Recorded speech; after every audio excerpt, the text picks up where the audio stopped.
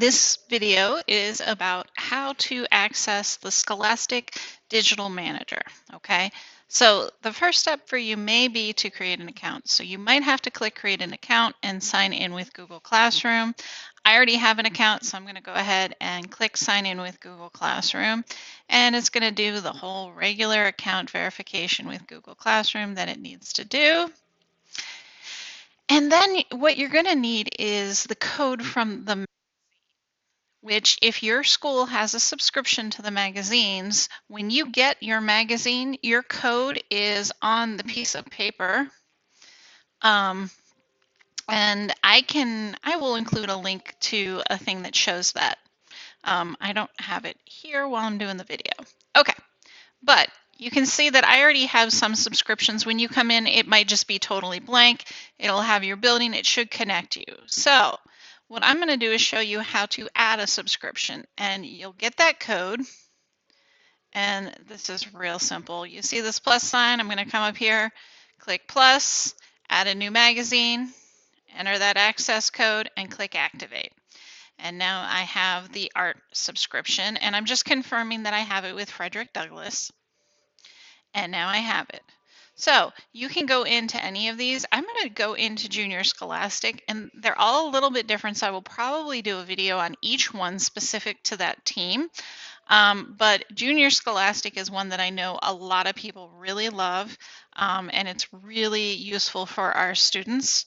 They have a whole lot of stuff. It's definitely the history, it's your news stuff, right? So you come in here, you have topics, you can go to the most recent issue. For every issue, they have all sorts of resources that go with it. Now, just so you know, you have a limited number of ability to actually assign the students to do the stuff in the classroom. I think we have however many magazines you get is how many you get, right?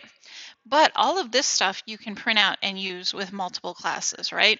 So we have close reading questions, word to know. If you're working on your vocabulary, you could choose some words to know from that. They have text sets, so you can choose text sets around specific topics.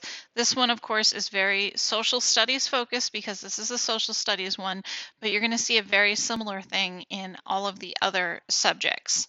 One thing social studies does have that is really, really nice is they have some really cool videos too.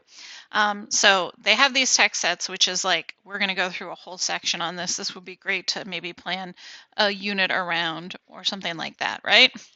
The videos, they have some really cool videos explaining things and related to the things that they have in the magazines. So the story of chocolate. Where's the one that's... Oh, I really like the video on free speech and its limits because I do a whole free speech thing in my media lit class. And so I was like, this is really useful and valid to what we're talking about. So that was a video that I found that I like. But anyway, you have all of these things, and it really is a very useful resource. Even if you're not using the magazine, there's a lot of skills things that you can come in here and print and use with your students, right? So if you needed to teach your students how to read maps, they have a whole set of map lessons, right? Okay, so I hope this helps. I hope you guys will do some time exploring your specific Scholastic subscription. Have a great week.